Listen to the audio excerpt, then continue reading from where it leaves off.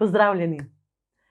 V današnjem videu bom govorila o kritiki, oziroma bolj natančno, kako kritika vpliva na naš napredek, na naš razvoj, na našo idejo, da se potrudimo, da vztrajamo.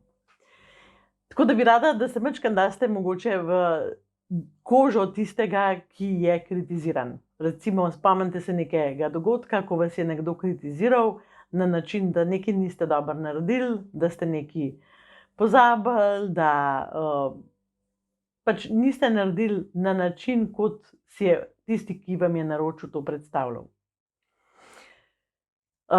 Vaš občutek v telesu je kakšen, kadar ste kritizirani? Jaz recimo, če grem na moj občutek, kadar sem jaz kritizirana, jaz imam ta občutek, da se moram zaščititi, in ta občutek imam, da sem tako obupana, nemočna, da nič ne morem narediti, da nikoli ni dovolj dobro. Pozneje vam bom razložila, od kje ta občutek prihaja. Zdajle bi šla pa naprej in bi pogledala, recimo, ko mene nekdo kritizira ali pa ko vas nekdo kritizira. Kakšna vedenja takrat razvijate? Kaj takrat naredite? Ali se začnete krčevito braniti, ali utihnete pa se umaknete, ali prenesete odgovornost na druge ljudi, to se pravi na neko tretjo osebo. Jaz nisem nič kriv, zato ker mi on ni pravočasno prinesel, pa on je že tako naredil, jaz sem sam dokončal, pa vreme je bilo čudno, pa skratka, da daste odgovornost, da se zgovarjate na neke zunanje dejavnike, ker pač niso stvari narejene tako, kot si je tista oseba predstavljala. In druga stvar je, oziroma tretji korak tukaj je, kako v bistvu se rešite z tega. Ali postanete jezni, pa se začnete z jezo braniti, ali se umaknete, pa utihnete, pa pustite, da gre v pozabo, ali znate izraziti to svojo stisko, jo povedati in deliti s to osebo. Kaj je tisto, s čimer v bistvu ta konflikt v sebi rešite? Zakaj sem rekla konflikt v sebi? Glejte, ko mi neko stvar delamo, se običajno zelo potrudimo. Zdaj, včasih se potrudimo več, včasih manj, ampak večinokrat bi lahko rekli, da damo maksimalno, kar v tistem trenutku zmoremo v neki izdelek, v neko nalogo, v nekaj, kar delamo. Zdaj pač ne zmoremo vsak trenutek enako, mogoče smo včeraj zmogli več kot danes, morebiti smo danes utrujeni, žalostni, slabe volje, morebiti zvezde narobe stojijo. Marsikaj je lahko, a ne? Ampak mi smo v danem trenutku vložili maksimalno v tisto stvar in potem pride neka oseba in reče, ni dovolj dobro, tukaj si naredil napako, tukaj se nisi dovolj potrudil, tle vejica manjka, tole ni dovolj dobro pobarvan, tole ni dosti lepo napisan, tole ni pravilno in tako naprej. Kaj se v nas zgodi? V nas se zgodi konflikt. To se pravi, maksimalno smo se potrudili in po drugi strani dobivamo sporočilo, ti nisi okej. Ne potrudiš se dovolj. In kadar dobivamo tega zelo veliko, zelo hitro dobimo ta občutek, da je brez veze, da karkoli naredimo, se ni vreden potruditi. Jaz recimo kot otrok sem razvila ta model, a ne? Tako sem si rekla, saj ni važno, a dam maksimalno od sebe, a dam minimalno od sebe, vedno je isto. In sem razvila to prepričanje, da se ni vredno potruditi in se nisem več trudila in nisem več vztrajala in nisem videla smisla v tem. In jaz si predstavljam, da nihče ne želi biti taka oseba. Jaz sem imela veliko dela s tem, da sem to premagala, da sem zgradila nazaj vztrajnost, da sem začutila, da se je vredno maksimalno potruditi. Ne za druge, ampak zase. To je bil v bistvu moj učni del v odraslih letih potem, a ne, sem mogla predelati te stvari. In zdaj, če gremo na drugo stran in pogledamo, kako mi kritiziramo, koliko imamo mi tega v sebi, kakšni smo mi, pokličemo sodelavca pa rečemo, to nisi dobro naredil. Pokličemo sodelavca pa rečemo, hvala, ker si to naredil, mi lahko pojasniš, tega ne razumem, tukaj je mogoče pač neka pomanjkljivost ali pa kaj, a mi pomagaš razumeti ali pa lahko pač tole rešiš. A čutite to razliko? Hvala, ker si naredil, a ne? Super, nekdo mi je hvaležen, seveda mu bom pomagal, seveda, z veseljem prevzamem odgovornost, to pa res nisem razumljivo napisala. A ne? Ko nekdo do mene pristopi s takim načinom, imam jaz dovolj varnosti, da prevzamem odgovornost. In še nekaj, kakšna oseba ste, ko kritizirate, kaj je vaš cilj? A res verjamete v to, da boste s kritiko motivirali človeka, da boste s kritiko nekaj dosegli? A res verjamete v to? Jaz sem prepričana, da ne verjamete in da tudi vidite, da to ne deluje.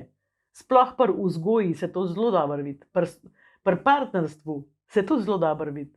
Ker kaj se v partnerstvu zgodi? Sploh moški velikokrat rečejo, brez veze, da se trudim, pa se umaknejo. V službi se začnemo slabo počutiti zaradi takih stvari. Tako da, mogoče, a ne, je tukaj pomembno poudariti to, da je pomembno, na kaj imamo mi fokus. A imamo fokus na to, kaj je narejeno, to se pravi, da vidimo najprej, kaj je narejeno in šele potem, česa bi bilo treba več ali pa česa bi bilo treba manj.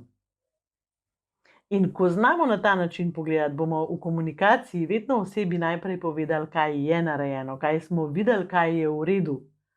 In potem ne bomo rekli, nisi pa tega dobro naredil, ampak bomo rekli, da jaz bi rada več tega. Ali pa jaz bi rada manj tega. Ali pa, a mi lahko pojasniš, zakaj tega nisi naredil. Ali pa to pa verjetno še nameravaš narediti. Glejte, to je način, ki spodbuja smisel, ki spodbuja to, da mi vztrajamo, da se potrudimo in da želimo narediti boljše. Ker mi smo narejeni tako, da želimo narediti najboljše. Zdaj pa poglejmo, kje pa je kritika doma. Zdaj, ko vam te stvari govorim, kaj so vaša spontana vedenja? Recimo, ko vam nekdo nekaj prinese, otrok ali pa partner ali pa sodelavec, kaj je vaše spontano vedenje? A je vaše spontano vedenje, da morate najprej skritizirati? A je vaše prepričanje to, da če boste nekoga preveč hvalili, da se bo pokvaril? To so ta stara prepričanja. A je vaša navada to, da brez da bi se sploh zavedali, spontano začnete s kritiko? Tukaj začnete lahko raziskovati, kako so vas vzgajali, kako so vas kritizirali, kako so vaše stvari starši in vaši pomembni odrasli, tudi učitelji, so pomembni odrasli, ocenjevali, a so videli, kaj je narejeno, a so samo gledali, kaj ni narejeno. A je v vas zelo veliko sramu, recimo, če vas kdo kritizira, da se veliko sramu razvije. Poglejte, tukaj imate neomejene možnosti raziskovanja. In jaz vam tukaj mogoče predlagam, da si kupite navodila za najstarše, oziroma če jih imate doma, da se jih lotite. In tukaj bi rada poudarila, to ni knjiga za starše najstnikov, to je knjiga za vse starše in tudi za tiste, ki niso starši, zato ker v tej knjigi je podnaslov Temeljni vodnik, to se pravi nas pelje čez neke osnovne potrebe v obdobju našega odraščanja. In to, kako so nas spodbujali, kako so nam gradili samozavest, je sigurno ena od osnovnih potreb, ki smo jo imeli. Kako se počutiti vredenega? Kje je vaša vrednost? In druga stvar je še, a veste, kritika in kaznovanje sta brat in sestra. In še eno vprašanje, a ste bili kritizirani in potem kaznovani? A veste tisti stavek, ker nisi to pa to, boš zakazan to pa to. In če so vas vzgajali na ta način, a imate vi podoben vzorec pri vaših otrokih? A imate vi podoben vzorec, če ste šef v službi, recimo? A veste, da imamo to nujo, da če nekaj ni v redu, da sigurno mora dobiti nekaj slabega, zato da bo občutil posledice.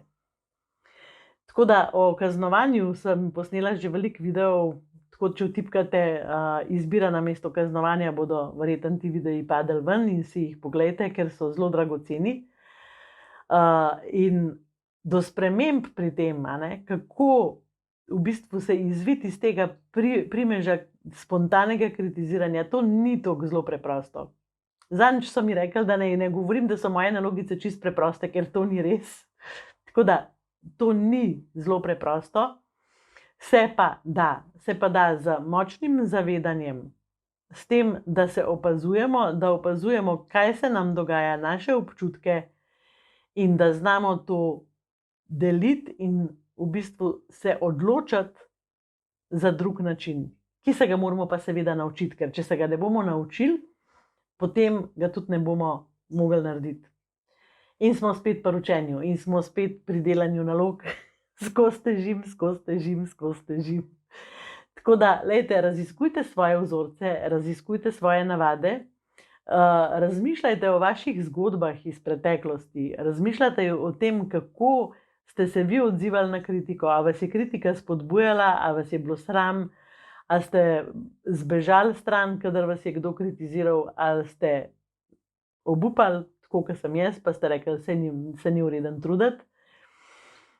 Ker odgovor na to vprašanje vam bo dal prvo možnost za spremembo. In jaz vam res želim, da jo potem naredite, to spremembo.